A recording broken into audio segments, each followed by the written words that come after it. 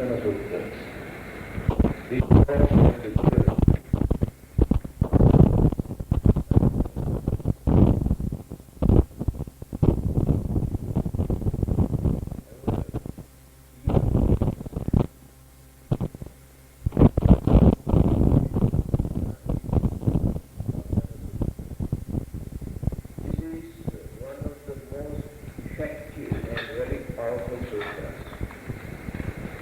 amongst all those sutras uttered by the Buddha, because these are the words uttered by the Buddha by using the same language.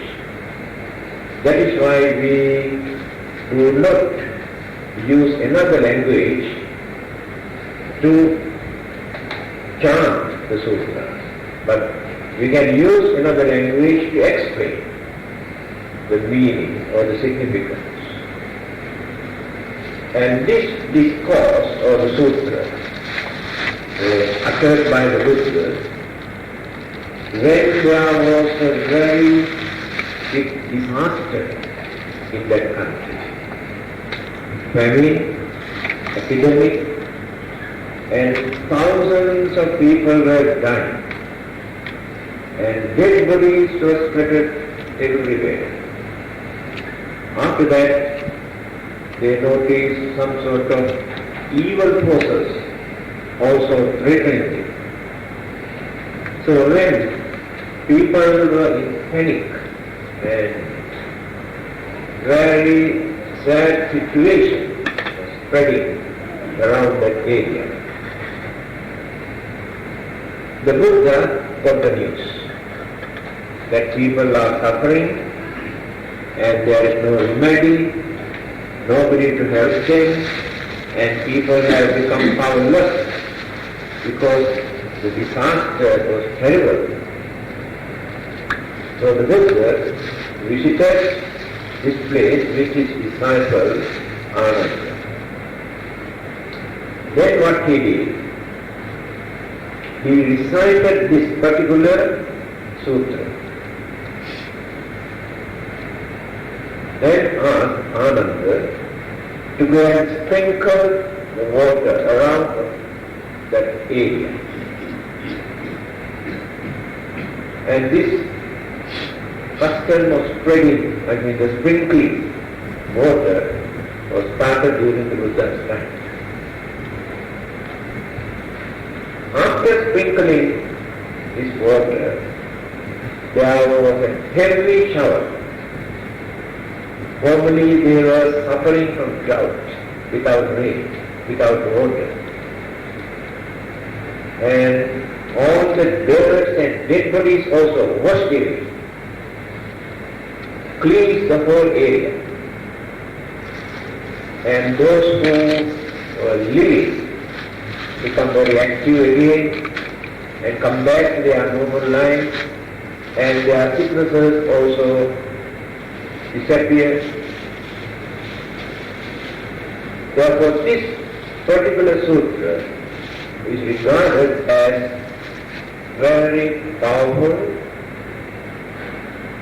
utterance of the Buddha to avoid or to get rid of various evil forces, natural forces, evil forces, natural disasters,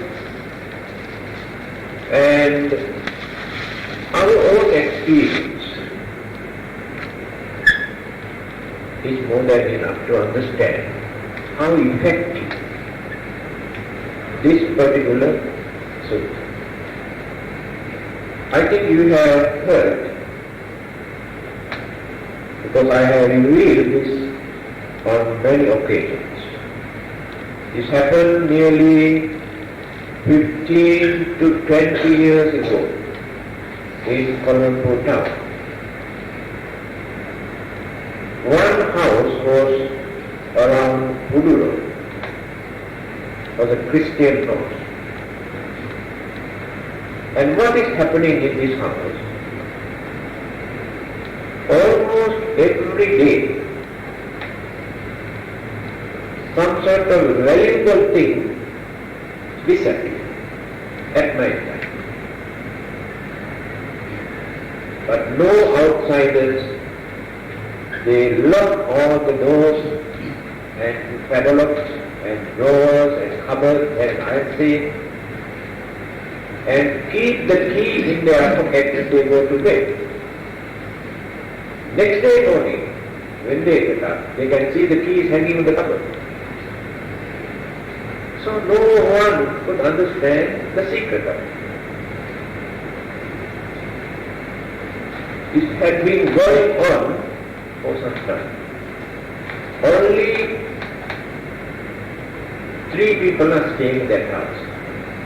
Mother and the son and his wife. Nobody else. No outsiders, no children. If they keep $100 a month, next day morning they can see $50, say $50 is missing. Not all, the whole amount. If they keep $1,000, $100 note, $100 is missing, only one note. Then the jewelry, stones and gold chains and earrings and all sorts of valuable things, only one item, one. So no one can explain actually what is happening. There's nobody for them to suspect. So they have done everything according to their religion. But they could not see the good result. Then some of their friends advised them, why don't you go to a Buddhist temple? Although you are not Buddhist, there's no harm. And they said, we don't mind. So one day they approached me and asked whether I can help them. I told them very frankly, usually my way of life or my religious services are different. I am not used to this kind of thing. Since you have approached me, I can do something but I cannot guarantee. And you will never lose anything because I am not going to charge for my services. So nothing to worry about. So I visited this house. Then I went on thinking what to do now. Then he told me his background, what happened actually. He was doing some business with his Malay partner. When the business was prospering and his partner tried to influence others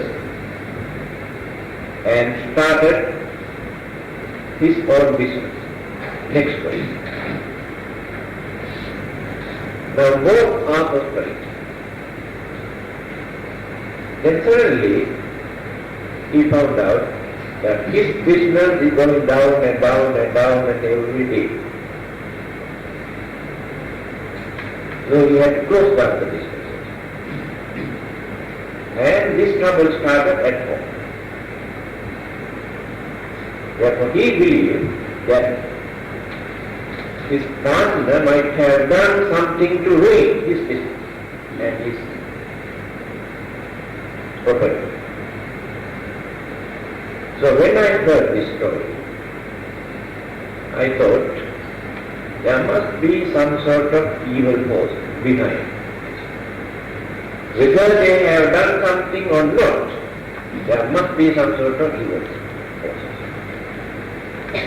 So I recited this Patana Sutta 7 times. After reciting, and sprinkle water inside the house and ask them to drink also and came back.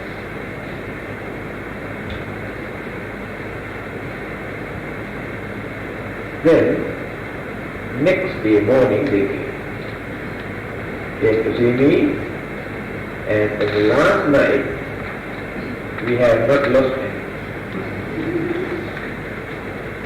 For 1 week, completely quiet. After 1 week, again started. So came and reported. Alright? Again, I have visited. Then I recited this 21 times. There is some sort of numerical order. 3 times, 7 times, 21 times, 108 times. But I do not know why. Usually they follow this method. There are so many unknown things, mystical things. So I recited 21 times and again sprinkled water came back. For 1 year there is no news. One day I met him somewhere outside. So he came and told me, now we are safe, no problem. Completely disappeared. But we cannot explain what has happened actually. But the power of this recital was stopped. The evil forces can after that no more disturb. And the second incident is very interesting. It is in Maxwell Road. The house is still there. 2 days ago also I saw that house. What is his house? Also belonged to a Christian, to the Catholic, doctor. The trouble in that house is no one can stay inside their house. Whole night going on banging and banging and doors and windows and cupboards and drawers. No, all are scared. And cannot rent out also. When this news spread, nobody wants to go and stay there in that house. So, as usual, they also have done so many things, like homos and according to their religion and various other religions. There is no remedy. And some of their friends, they associate with Buddhists also because I know that family. I go and say, why not you go to this temple? So that doctor came to see me. He is still practicing there. So I visited that house. Then they told me another story. This doctor's father-in-law, also a doctor, he is the one who built this house. And he died in the same house. And that doctor's mother also lived in the same house. She also died in this house. Then I knew the secret. It is not difficult to understand what is really happening. So, I recited 7 times as usual, sprinkled water inside the house and came back. Next day morning, they came. But they were not very happy, they were very clear. Straight away they came and asked, what did you do last night there? They said, why, what is happening? Do you know what happened last night? Inside our house is completely quiet. But outside, around the house, our neighbors also complain. All night, all sort of funny noises, and no one could sleep around that area. Now our neighbors also complain. I say, don't worry, things are working. I am very happy about it. So, next day, I went to that place with small stones, not only water, and recited as usual 21 times. Then asked them to bury those stones at the 4 corners of the land. behind the house and sprinkle the water around the house. So I came back. For 1 week, no news. After 1 week, when I was sitting in my office, I saw this doctor's car came and stopped. And they got down from the car, then I saw some orange and apples and grapes, and I need good news. Good news. So they came and reported for 1 week we were watching. No disturbance. So we are very grateful to you and we came to thank you for your services and we are very happy. And after that, no more disturbances. They could manage to rent out this house. Very big house. Now what actually happened there? The one who built this house, a doctor, or his mother who died in the same house, might have had a very strong attachment towards this house, this property. If anybody develops a strong attachment towards a property, if that person has not done enough good karma to be born as human beings or they are rebirth take place as some sort of spirit in the same house because of that attachment, inclination towards the property. So after that, they have very big, what is called some sort of feeling that not to allow others to enjoy this property. They are jealous. So they always disturb others who make use of their property. Other people see. This is a very good advice for all of us. By working very hard, we earn, we develop our property, and go craving and craving and craving and craving, and we die with that craving. They are not wise people. Before this takes place, we have to detach, we have to reduce our cravings towards our own property. Therefore, we have to hand over to children or relatives or friends or charitable organizations have a free mind. If we die with that free mind, then there is no uncertainty about our life. Because that craving pollutes the purity of our mind. Therefore, not so easy to have proper or what we call peaceful life. If they have not done enough good karma, then life will be floating. Uncertainty is there in our what we call life process. So they go on disturbing others and creating enormous troubles, disturbances. The fear that people create because of these disturbances create sickness, sleeplessness.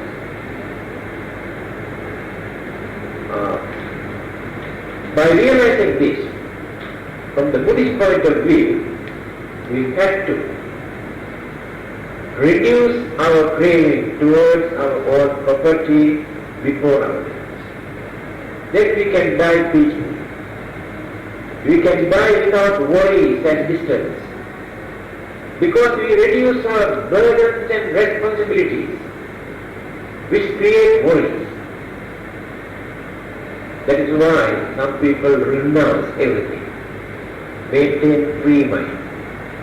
When the mind is free from these cravings, then jealousy also never happens.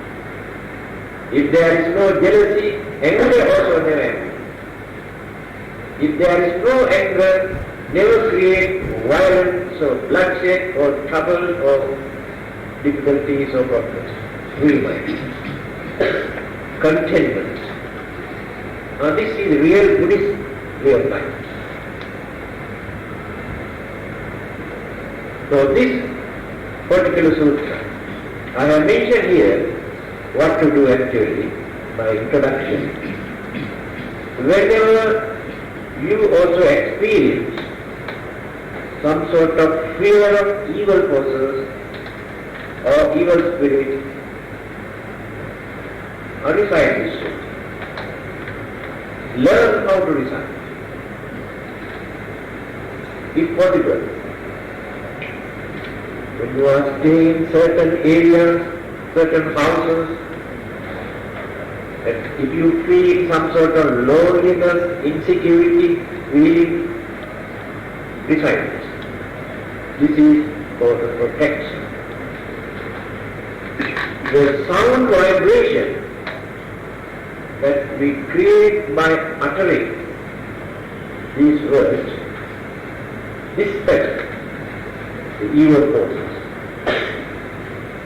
And every word gives very important meaning. So this is not a mantra. When you study a mantra, you cannot catch the meaning, just only word. But the sutras are not like mantra. Every word conveys something for us to learn, to improve our knowledge also. So this is not only for protection, but also to gain more knowledge and understanding. Now let us start.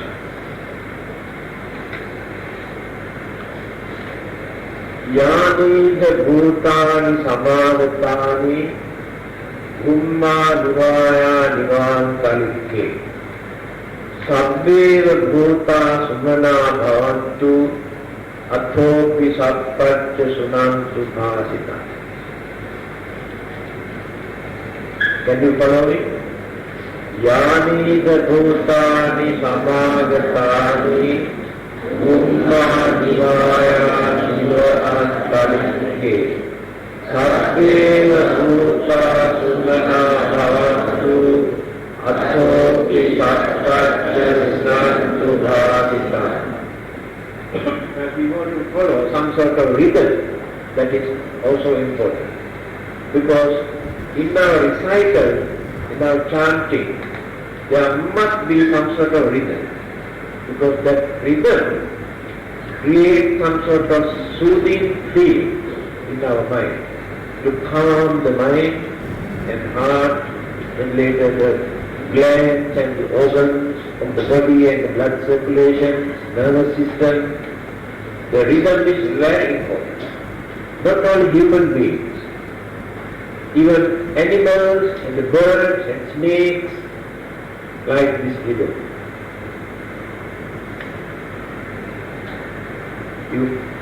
You can adapt an easy method. There are various kind of rhythm in different countries. Thailand, Burma, Sri Lanka, and some other countries, they have different rhythm to recite.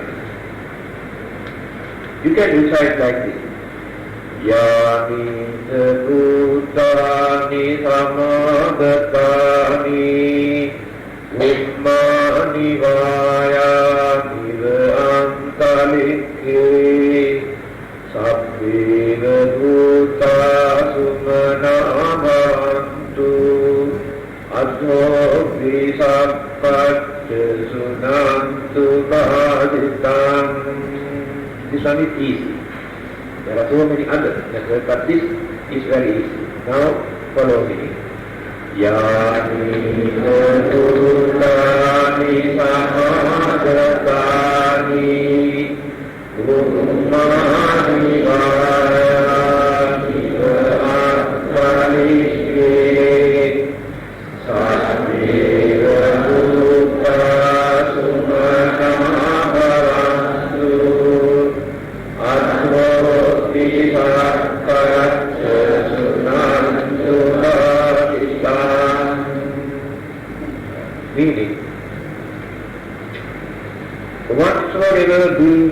are here assembled, those of the earth or those of the air. May all of them be happy. Let them all listen attentively to my words. So recited like this, invited all those humans and non-human. Human beings live on the earth, and certain spirits and devas, invisible living beings in the air. So here, invited all of them to listen to these recitals, chants. This one is very easy to understand. Next one is very important. Tasmai bhutani sameta sabbe. Follow me. Tasmai bhutani sameta sabbe. Vettam karot manushya padaya.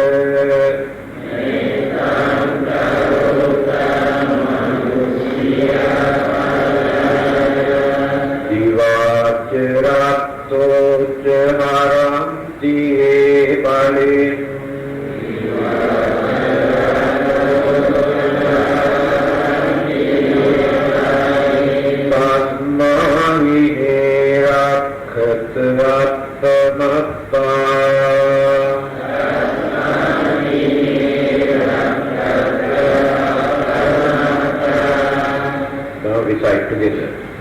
Tasmai bhutani sameta sabbe.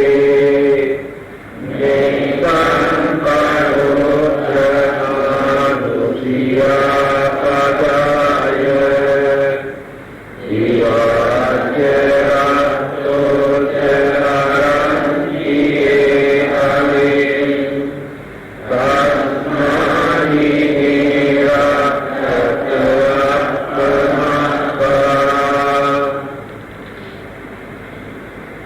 Listen here, all beings.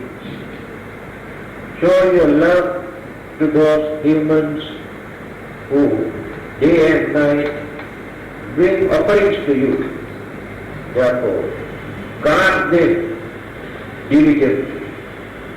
Now this is very good news to all of you. And this is the advice or the order given by the Buddha to all those devas or non-human beings or spirits. What is the advice that he has given? Divacha rattocha haranti ebale. Those devotees, day and night, do some offerings to you. Usually, as Buddhists, after performing some meritorious deeds, we invite the Deva and the Spirit to share the merit as our offering. And we also offer flowers, candles or oil lamps, incense or some kind of fruits. Also we do offer. This is our Oriental custom. Whenever we approach a religious person or whenever we are going to perform any religious service, we use flowers, light and incense, and after that either fruits or food. We know they are not going to eat the food or the fruits that we are going to offer. But we allocate, we offer. And these offerings create merits. Later, these food or fruits we offer to others, poor or some others who really need. We never waste anything. Then the advice given by the Buddha is this. Those devotees remember you. They do some offering. So they invite you to share the merits performed by them. Therefore, Satmānine Rakhat. Therefore, it is your duty, Rakhat, to protect. Satmānine Rakhat Appamatta. Protect them without neglecting. This is your duty. And this attitude clarifies certain misconceptions or wrong ideas. What is that? Ostensibly we cannot say, as Buddhists, we do not believe in God. We must never say that. You cannot find in the Buddha's teaching 45 years teaching that one word uttered by the Buddha to tell that there is no God. Buddha never used this word. He never said that there is no God. What he said, without depending on God, you must do your duty. Whether God exists or not, if you fulfill your duties, you will succeed. It's very meaningful, very practical. But many others always depend on God for everything. That is not the Buddhist attitude. For everything they say what to do, it is will of God. Buddhists are not like that. You know, there is a nice saying. Belief in God is very good. Pray and worship God, very good for your protection. But don't forget to lock the door at night time when you go out. There is no guarantee that God will look after your house until you come back. This is the Buddhist attitude. So, we cannot say we do not believe in God. Here, also we use the word God, but simple G, not capital. They do exist. There is one particular occasion when this question was put to the Buddha. Whether Deva, the God, exists or not, directly asked this question. The Buddha gave the answer in such a way. You know what did he say? Is there any ground for us to say that there is no God? See there how he answered the question. Allow you to think, to understand. But he never said, yes, they do exist. He never said like that. He asked, is there any reason or any ground for us to say that there is or there are no God? But on the other hand, whether they do exist or not, you have to fulfill your duties and responsibilities. But our minds are very weak. Always we maintain some sort of fear and suspicion. Therefore we need some. Because minds are not strong enough to understand things, actually what is happening. Now if we approach by Albert Einstein, Bertrand Russell, H.G. Wells, those people may say, oh rubbish, don't believe all these things. To them there is nothing. Because their intellectual capacity, understanding, very, very deep. We can penetrate through all these things and find out actually what it is and what is happening. Although they are not fully enlightened, religious intellect, but all the others not got that type of intelligence to understand things. And that is why they always maintain fear. For example, small children, they are scared of so many things because they cannot understand. Fear appears in our mind when we cannot understand things. Now when we were small children, we were scared. So many things. But today as adults, you are not scared of them. But you have different type of fear and worries and disturbances and suspicion. And these things remain in your mind because your understanding is not strong enough to enlighten. Therefore you need some sort of protection. Otherwise, you will be in fear. So when we use some sort of religious symbol, we maintain some sort of courage, thinking, oh, I am not worried. There is something to protect.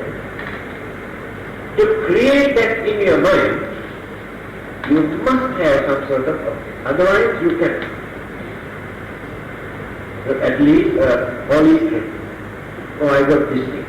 This thing will protect me. Then you strengthen your mental energy and the fear reduces from you. Use small Buddha images or anything. Now Christians use the cross. They have great faith. They think this will protect them. Whatever it may be, what we need is some sort of object to keep with us, to avoid this unnecessary fear. That is it. So one day, when we attain higher states of sainthood, like Sotapanna, Sakadagana, Yadagana, Narahana, then get through away all these things. At that time you see all the rubbish, nothing more. Because we have no fear. When fear is no more, those things are not important. Because the mind is strong enough at that time. Last Friday, I mentioned when I explained Mangala Sutra. So when we go on developing and cultivating our mind, in the end we come to the state, Asokam Virajam Khema, Etam Mangala Sutra. Then in that mind, at that time when we develop, Asokam, no more worries. Virajam, no more dirt. Dirty idea, wicked idea in that mind. Khema, security. We feel some sort of security, safe. So we develop our mind up to that stage, all these things are not good. But before, earlier, you need something. So, advice given by the Buddha to Devas, in another place where the Buddha mentioned, Devatan kampito koso sada bhadrani passati. When Devas radiate their sympathy or kindness towards those human beings, sada bhadrani passati, always succeed, protected and secure.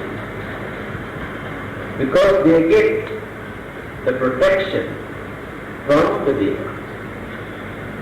Remember, Devas cannot give us knowledge. We have to study. Devas cannot give us wisdom. We have to develop, to gain knowledge. Devas cannot send us to heaven or nirvana. We have to work for them. But others believe that God can send them to heaven, and we don't believe that. That is the difference. We have to work for them. Another person cannot carry us or send us. And Devas or God cannot send us to hell also. We create our own hell by doing wrong. We will be in hell because of our bad deeds. That is the difference. Then, there are so many incidents. I think I have revealed again and again how I escaped from death on 3 occasions. Once here in this temple, twice in Sri Lanka before I come to this country. I strongly believe it is due to some sort of external influence to protect me. Can you remember those 3 incidents? Never mind, I can read it. When I was 14 years old, as a young Samanera, novice monk, one evening I was reciting the sutra, memorized, learning. Because next day morning I had to go to the teacher and hand over the book to him and recite like this. So I make mistake and he corrects or pronunciate and memorize. So I was reciting. Then suddenly, without any reason, an idea appeared in my mind. I should not sit down here for a long time. Without any reason. So I got up. And with 2-3 steps, what happened? A cobra was running after a rat to catch the rat on the roof. There was no ceiling. And this cobra could not, what we call, apply the brake. Not on the same spot where I was sitting. Only few seconds. How I escaped. Second one. I came to Colombo by bus. I had to travel 100 miles from my temple. When I wanted to go back by the bus, I bought one ticket, then found out half an hour more I had to wait there. Then suddenly I remember a small boy always come to me when I come back from Australia, because he knows that I take sweet. That day I forgot to buy some sweet. So I still got enough time. So I had to cross the road to go to a shop to buy some sweet. When I went to that shop, I met my schoolmaster who taught me when I was studying in primary school. He had never seen me as a monk. He was so happy, and we were talking, and I forgot my password. When I came back, that bus was already gone. Now I had to wait for another half an hour to get the second bus. Right? When I was traveling by the second bus, I have seen the bus that I was supposed to travel had a nasty accident there in the huge street. If I was seated on that day what will happen? So how I escape? Who can explain this? If I was seated on that day what will happen? So how I escape? Who can explain this? Coincidence. Third one here in this temple. Before they built this house, we had a coconut tree in this corner. And a lot of lala and snakes also come, disturb us. So one day I asked one of those people who cleans land to cut the grass. I was sitting under the coconut tree and talking to this man. Then idea appeared, one should not stand under a coconut tree for a long time. Don't know how I got the idea at once. Just move from there. Believe me, a big coconut about this much dropped on the same spot where I was standing. How I got this idea into my mind? That's why I strongly believe there are some who keep an eye on movement. That is what the Buddha says here. Invite the devas to share the merits. Do some offerings, no harm. So in return, you get their protection for our day-to-day activities. Not to send us to heaven or nirvana, they cannot do that, but for our protection. It is in Buddhism. You cannot say as Buddhists, why should we go and what we call respect and these all sorts of things to devas and spirits. For our worldly life, for our protection, we need. Then we gain hope and confidence also in our mind. That is very important for us, because always we feel some sort of insecurity, feeling, loneliness, unhappiness, unsatisfactoriness, worries, disturbances. So we are suffering from these disturbances. To avoid these disturbances, this is very important.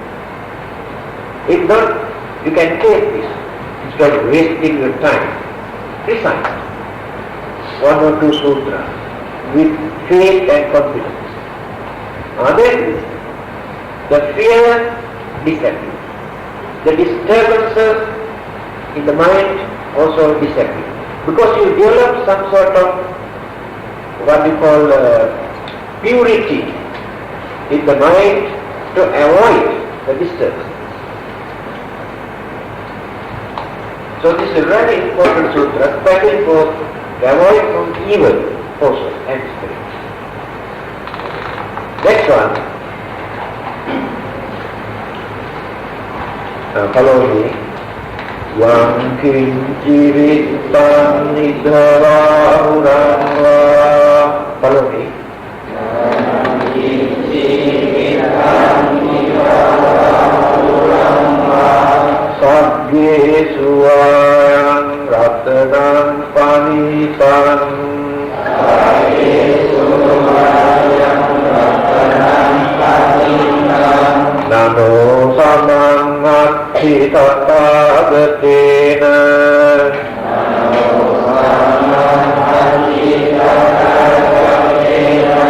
Idampi buddhi ratanang panitan.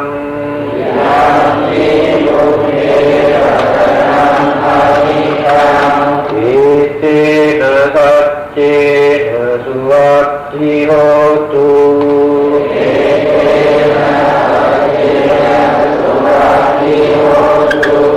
Now recite together. Yang kincit urangva urangva sabge suayang ratanang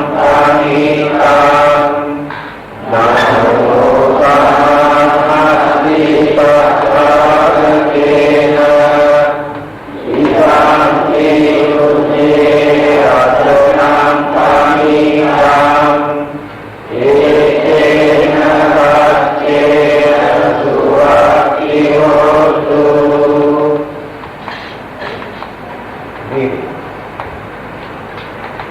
Whatever treasure they are be, either here or in the world beyond, or whatever precious jewel they are be in the heavens, yet there is none comparable to the accomplished one. In the Buddha is this precious jewel found. On account of this truth, may there be happiness. So now started to explain the qualities, the virtues, or the greatness of the Buddha. So this particular stanza says, there are valuable, precious things in this world or any other world system, even in heaven or Devaloka.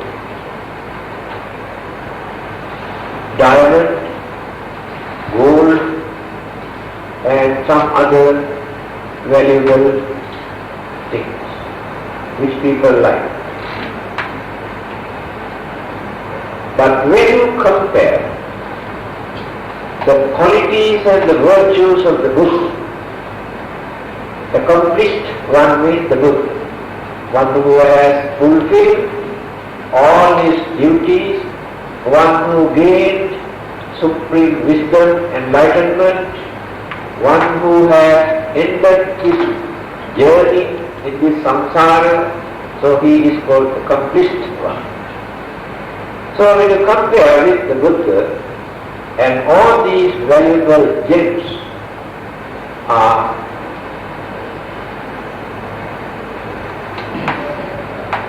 this precious jewel found on account of this jewel, may there be happiness. That means we cannot compare the value, the validity of the Buddha with those valuable jewels or diamonds or gold or any other worldly materials.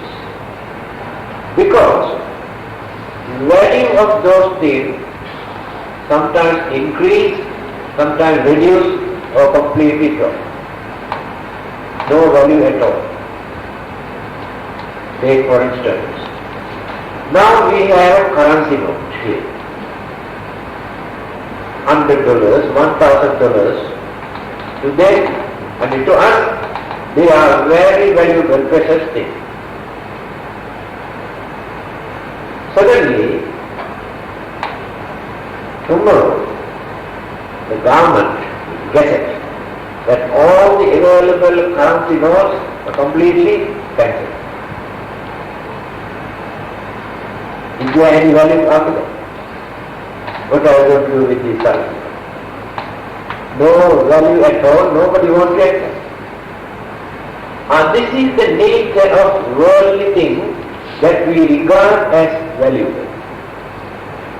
That validity never remains forever without change.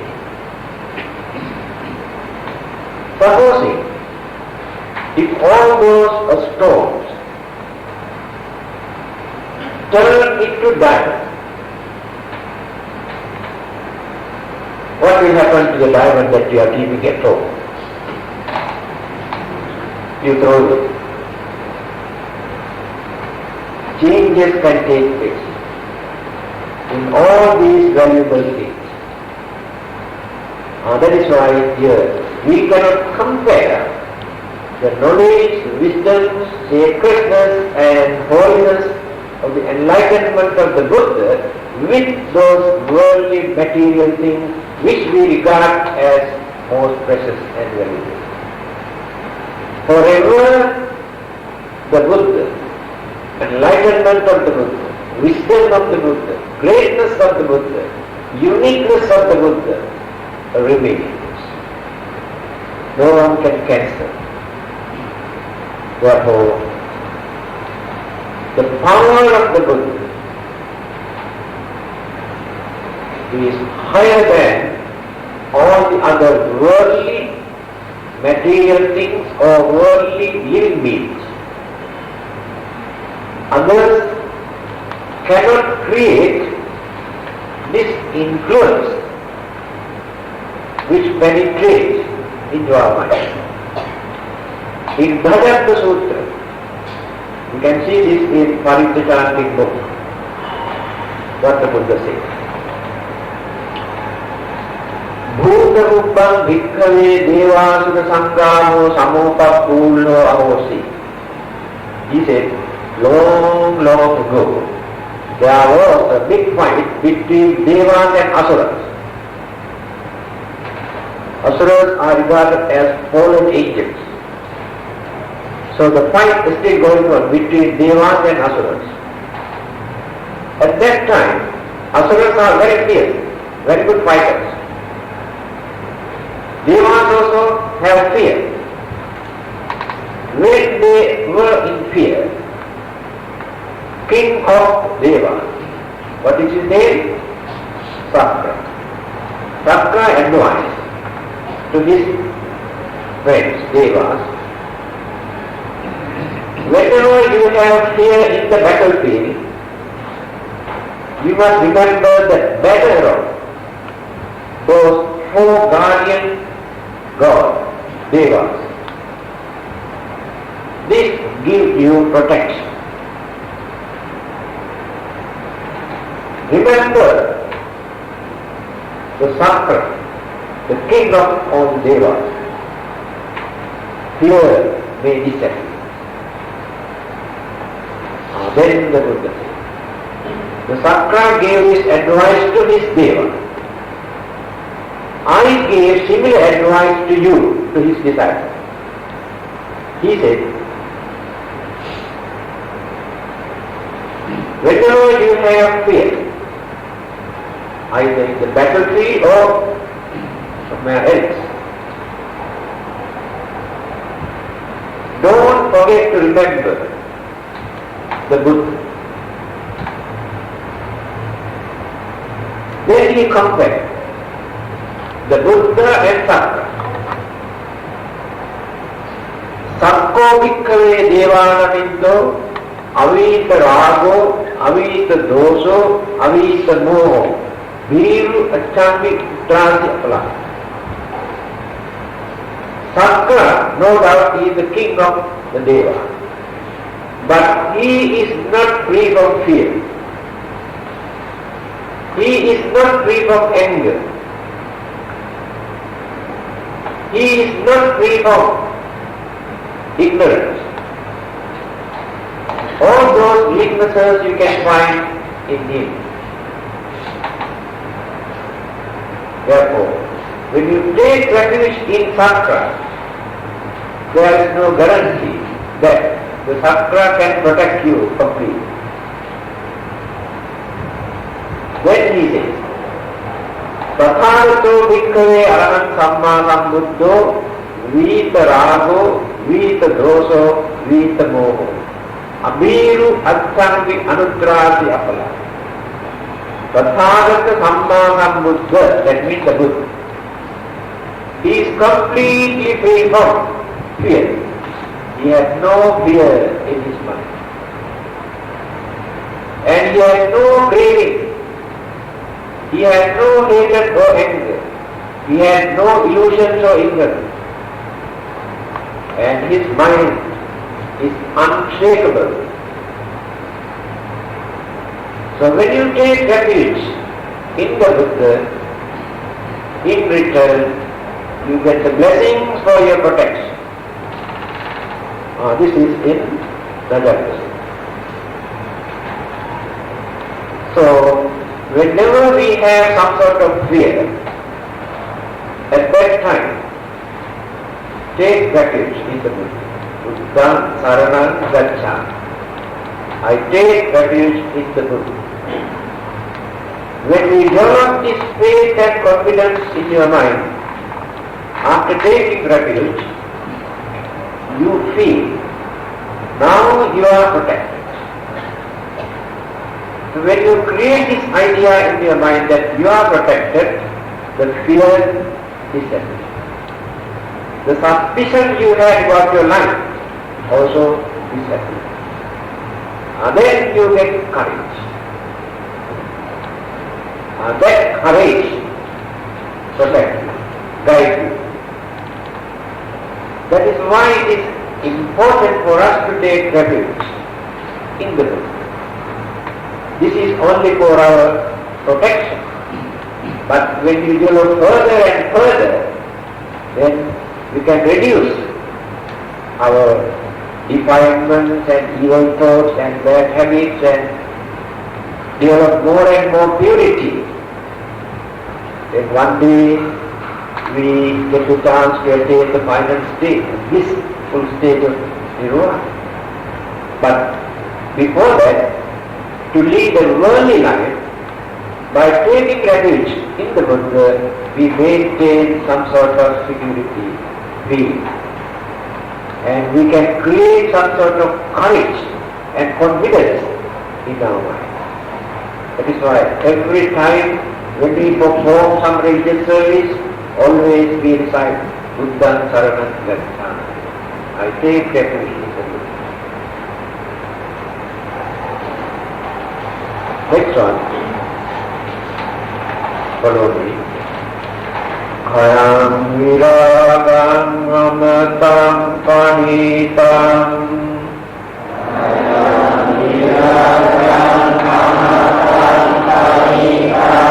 yadajyata satya buddhi samanito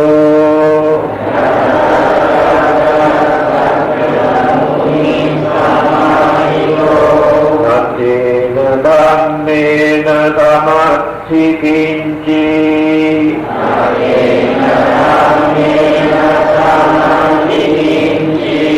idampi dhamme ratanam panitam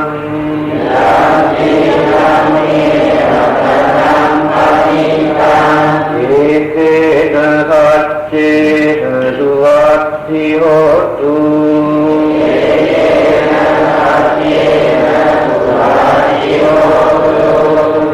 Recite together. Khayam viragam amatam panitam yadajya satya buddhi samanito Natena dhammena samadhi kinchi idam idamye asaram panitam etena saccena suvatti hotu. Now we talk about the Dhamma, the tranquil stage of the Samkhya. Realize the cessation, freedom from passion, immortality, excellence. There is nothing comparable to this Dhamma. In the Dhamma is this precious jewel found. On the account of this truth, may there be happiness. Now talking about the Dhamma. After taking refuge in the Buddha, now we learn why we should take refuge in the Dhamma. And what is the meaning of this word Dhamma? Dhamma means hold us without allowing us to fall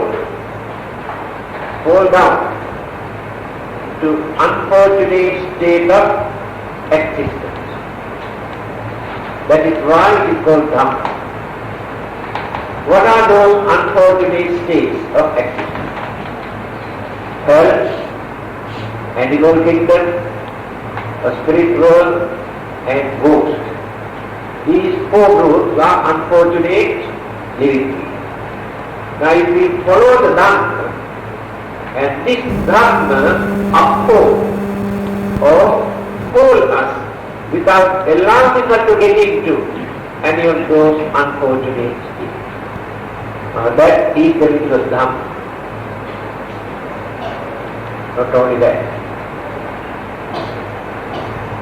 If we have become human beings after our death, we can see some are blind and crippled and dumb and deaf and mad or mentally retarded.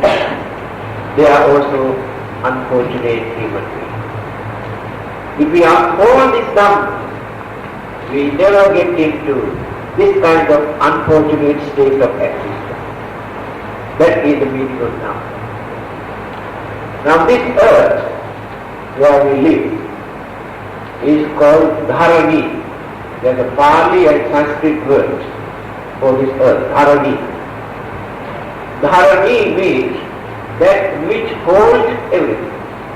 So this earth tolerates everything, good and bad, without complaining. Of course, when they get angry, sometimes they shake like this in certain countries.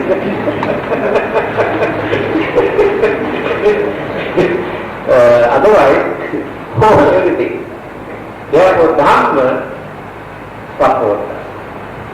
We never get into unfortunate existence again if we really follow the Dhamma taught by the Buddha. Here explain few items only. Khayam viragam anutam panitam yadadjita Sakya Muni. Sakya Muni. Muni who was born in Sakya clan. Sakya family.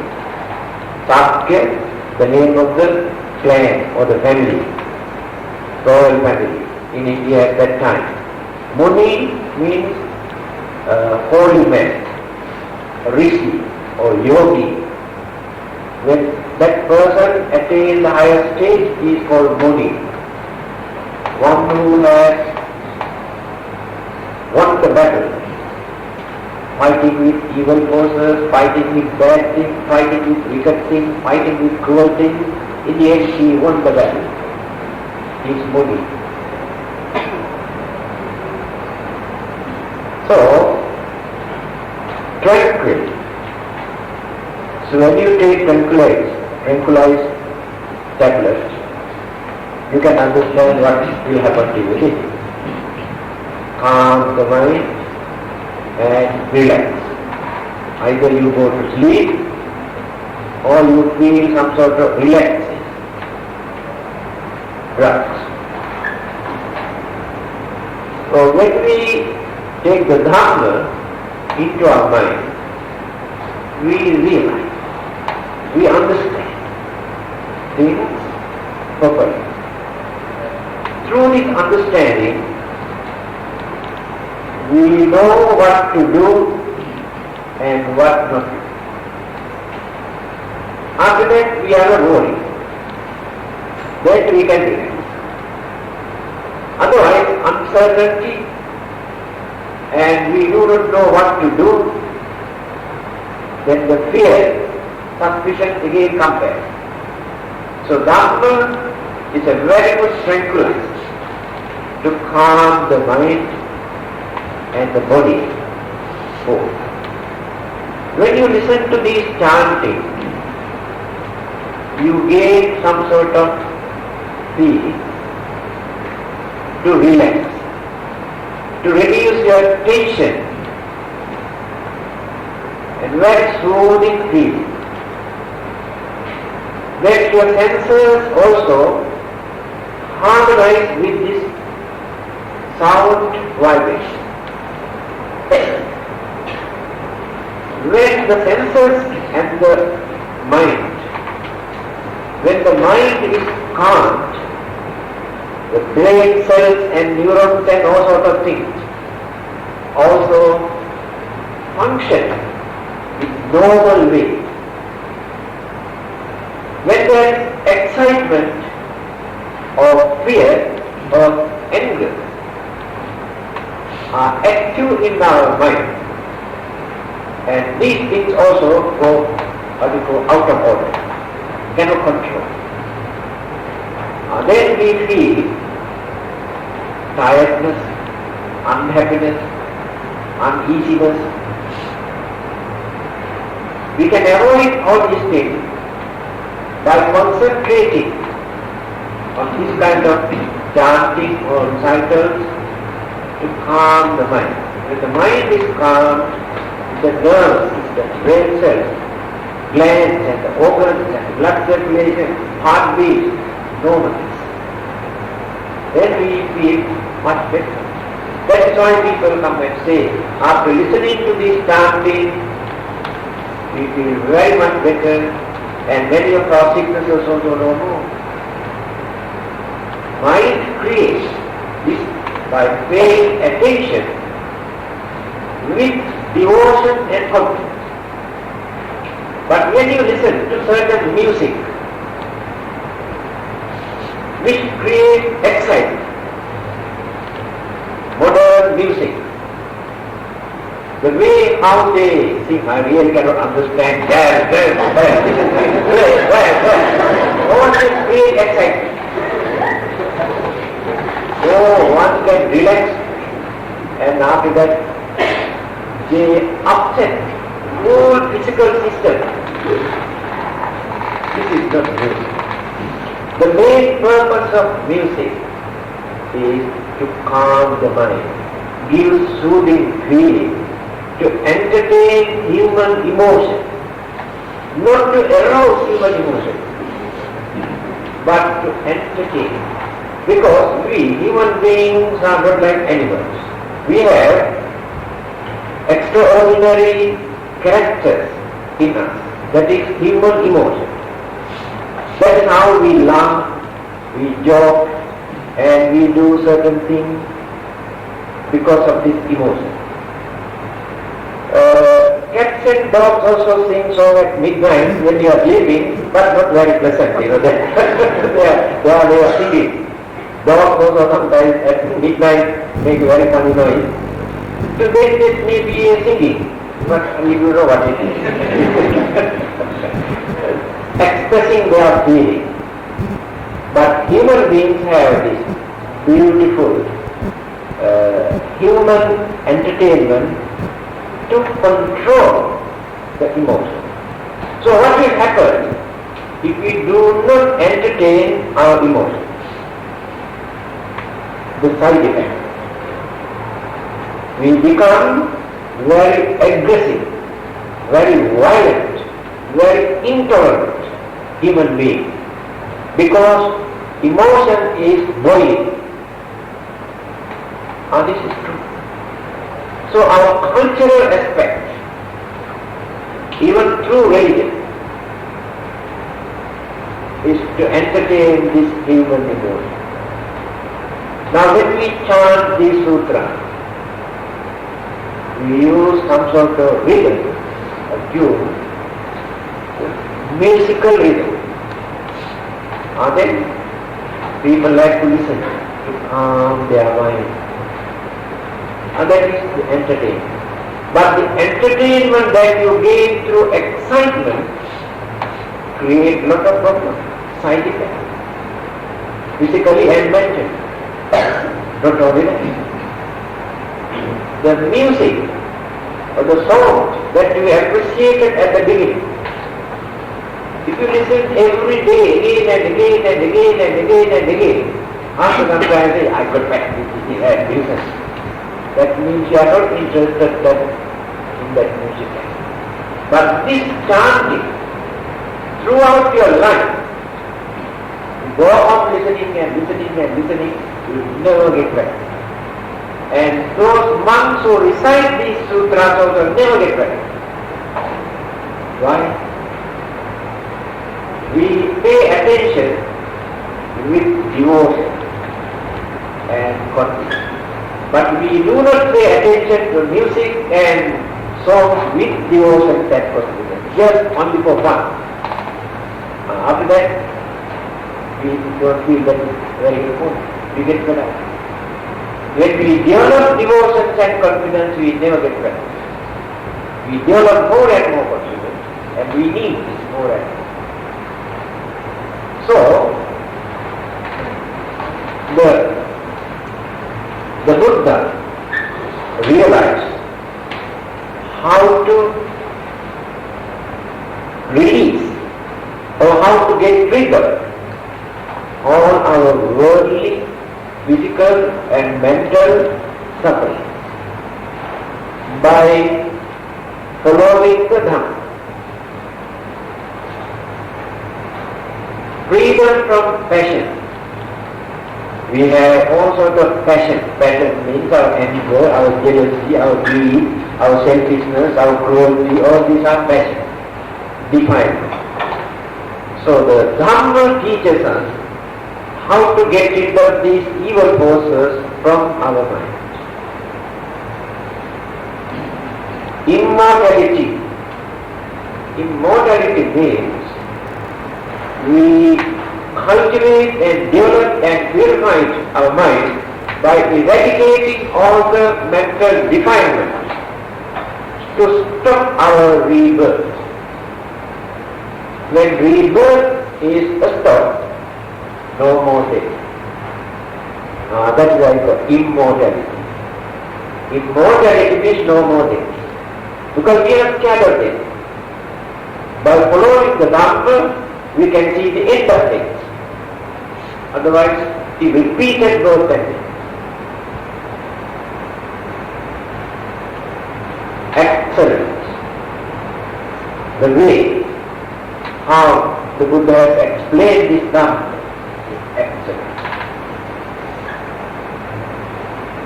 Adi Kalyana, Madhya Kalyana, Pariyosana Kalyana. Kalyana means excellent. Excellent at the beginning, excellent in the middle, excellent in the end. That means when you started to follow the Dhamma, at that time we feel confidence is excellent. After practicing this Dhamma, we feel some sort of relief. Then again we feel this is excellent. After completion, the complete freedom and perfection when we experience, again at the end also excellent.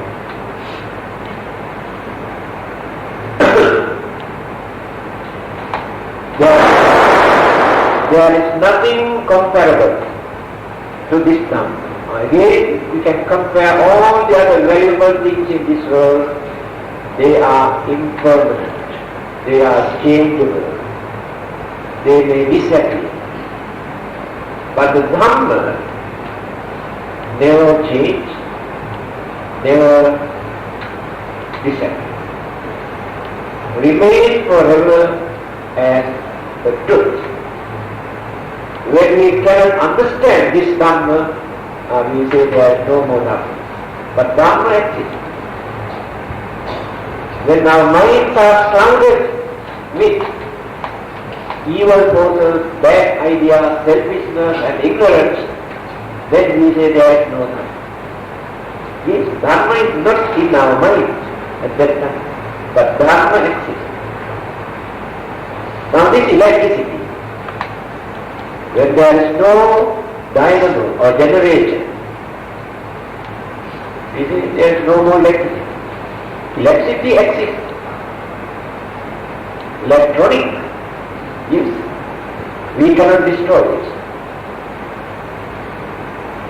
But again, when we produce acid by using nuclear weapons, completely smash and turn into ashes the whole earth, then we have to discount all these things again from the very beginning. But they exist. They never disappear. All the energies are in the same manner. Dharma never exists, but people forget the Dharma. They neglect the Dharma. This is the uniqueness of the Dhamma. So when we follow this Dhamma will protect us, because through this Dhamma we try to harmonize with all the existing living beings, existing elements, existing energies. When we go against these elements and these energies and other living beings, we invite trouble. The Dhamma teaches how to live with unity and harmony without disturbing it. When you disturb them, the reaction, the side effect comes to us. Then we get into trouble. And this is the nature of the Dhamma. So, better to start today. Number 4 completed. At least 3 days I think it takes. This is very interesting sutra. A lot of Dhamma and lot of things to learn. How to follow the Dhamma and for our own protection. So the next Friday I will continue. Remember number 4, number 5 we have to start next Friday. Okay, now conference 211 page. Recite together. Imina punya kandena upacara udundua acari praharaja mata pita kriya mama suryo tanti maharaja